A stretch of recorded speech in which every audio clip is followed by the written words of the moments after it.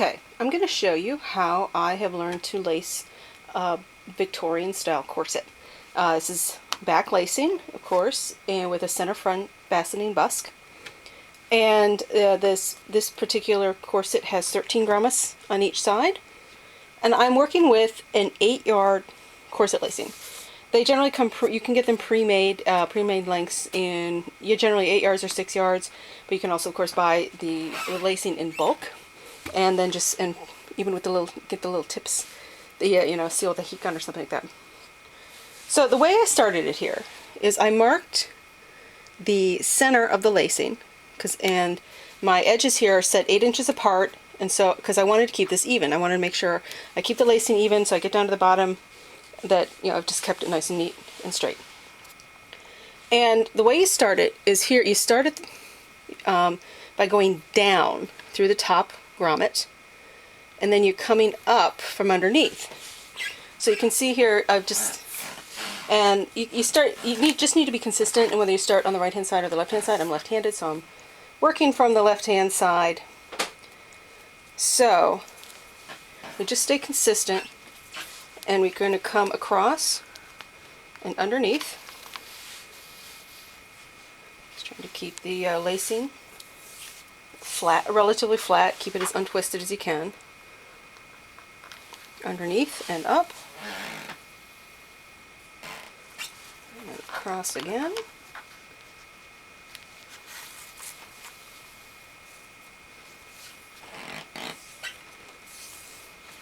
Now this style of lacing and this style of corset is actually quite manageable for self-lacing.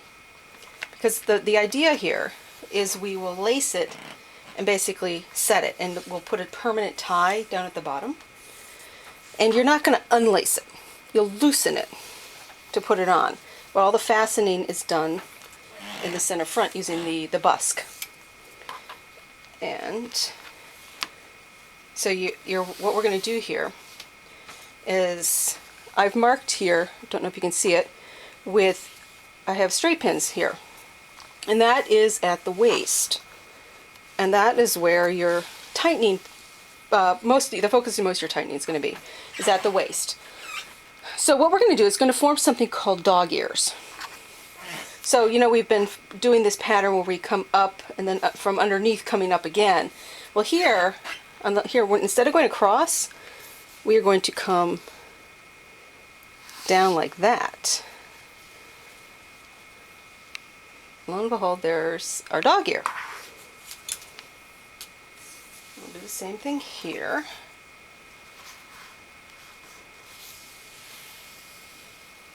Just leave a little bit so we know it's there. And actually, what I'll do here is just pin it to make sure I don't accidentally pull it through. Okay, and then we just restart the pattern again.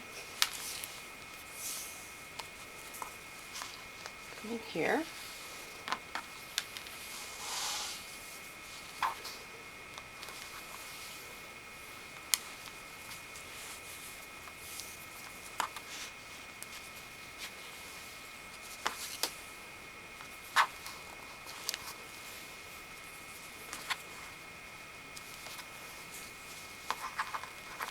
And it's pretty amazing. I was really kind of surprised the first time I tightened a corset like this, how easily, relatively speaking, it was to do this. Now we're down to the very last holes here, and instead of going underneath, we're going to come from the top like this. I know, and I left just enough here.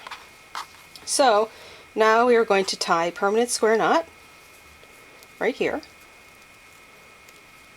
And that won't have to get taken out. And lo and behold, we are done. So then the idea is you loosen this up when you're ready to put on the corset. You loosen up just enough that you can get it on. And then you come and you pull the dog ears from behind you. And it actually works really well. And with practice, you can start. You're really not going to do much tightening down here, because this is like over your hips and stuff, and you really can't, because you have to be, you can't do a ton of tightening there. Most of it's going to be around your waist, and you can do some up here to support your bust if needed. For those of us who need a little extra support there, because that's actually where you're gonna get it. And you sort of, that's where you have to be a bit of a contortionist, but it's not too bad. And I've been sort of amazed with practice how easy it is to do. And there you go. So you're just going to pull it, and then when you're ready, you just tie it, and you'll pull this in. You'll have the dog ears will get quite a bit longer, and you'll be able to actually tie them in a bow. And that's it.